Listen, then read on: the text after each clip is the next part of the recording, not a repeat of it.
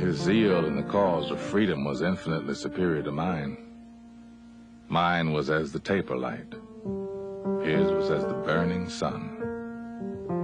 I could live for the slave. John Brown could die for him.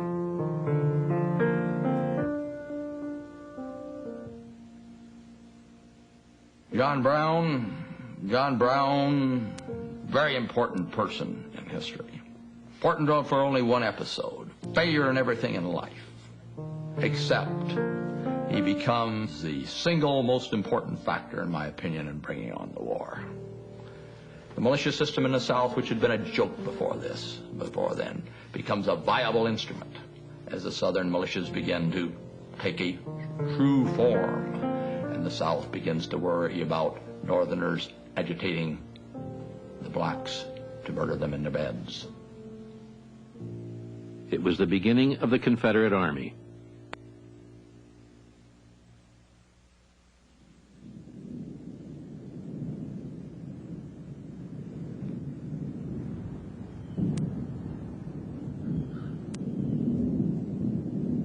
The feeling among the Southern members for dissolution of the Union is becoming more general.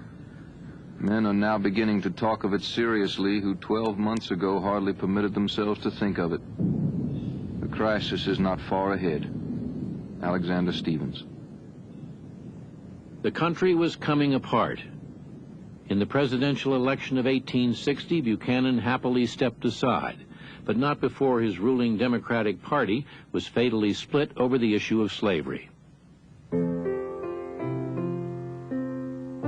The Republicans, a new party, saw their chance and nominated Abraham Lincoln, a moderate.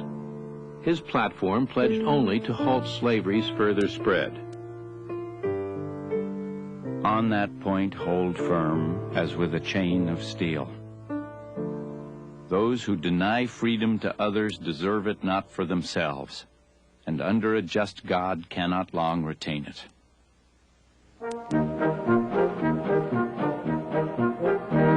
Radical abolitionists in the North complained that Lincoln's opposition to slavery did not go far enough. But to most people in the South, the prospect of Lincoln's election posed a lethal threat. The 1860 campaign had become a referendum on the Southern way of life. On November 6, 1860, Abraham Lincoln won the presidency with only 40% of the vote. He did not even appear on the ballot in 10 Southern states. The election of Mr. Lincoln is undoubtedly the greatest evil that has ever befallen this country. But the mischief is done, and the only relief for the American people is to shorten sail, send down the topmasts, and prepare for a hurricane. Richmond Whig. In the South, Lincoln was burned in effigy, and now the South Carolina legislature called for a convention to consider seceding from the Union. Southerners would have told you they were fighting for self-government. They believed the gathering of power in Washington was against them. When they entered into that federation, they certainly would never have entered into it if they hadn't believed it'd be possible to get out. And when the time came that they wanted to get out, they thought they had every right.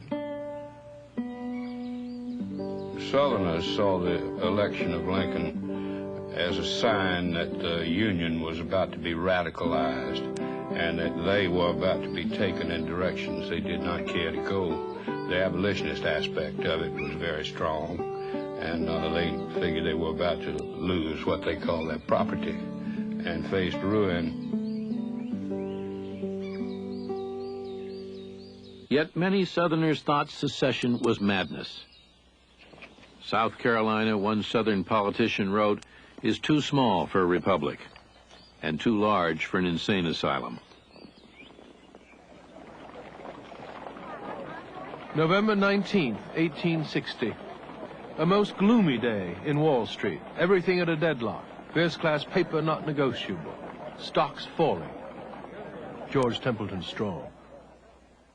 In New York, emotions were no less explosive, and George Templeton Strong, a conservative lawyer who distrusted Lincoln, began to keep track of events in his diary. The bird of our country is a debilitated chicken disguised in eagle feathers. We have never been a nation. We are only an aggregate of communities, ready to fall apart at the first serious shock.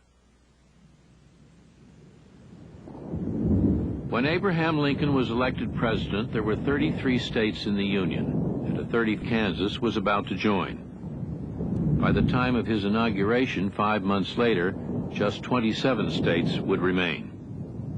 The suddenness of secession took everyone by surprise.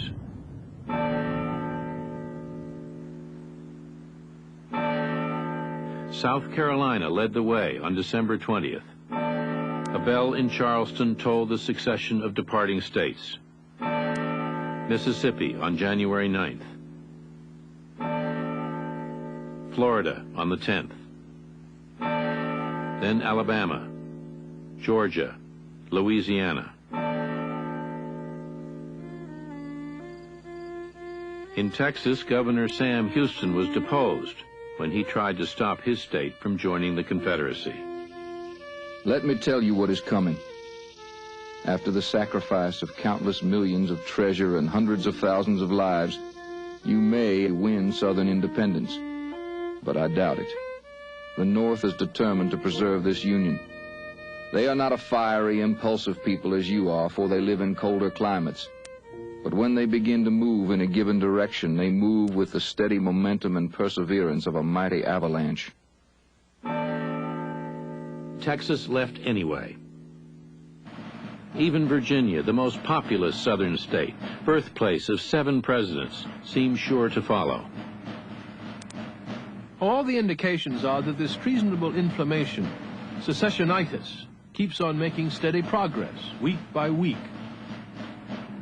If disunion becomes an established fact, we have one consolation. The self-amputated members were diseased beyond immediate cure, and their virus will infect our system no longer. George Templeton Strong. The Charleston Mercury. The tea has been thrown overboard. The revolution of 1860 has been initiated.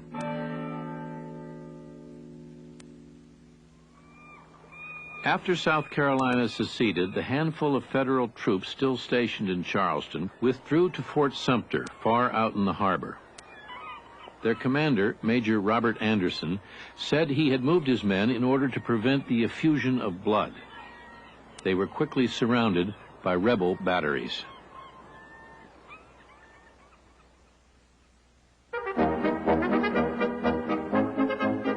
Thank God we have a country at last to live for, to pray for, and, if need be, to die for. Lucius Quintus Lamar. On February 18th, a few minutes, Jefferson Davis stood on the steps of the Alabama State House at Montgomery and took the oath of office as President of the Provisional Confederate States of America. The crowds cheered, wept, sang Farewell to the Star-Spangled Banner and Dixie, a minstrel tune written by a Northerner. He was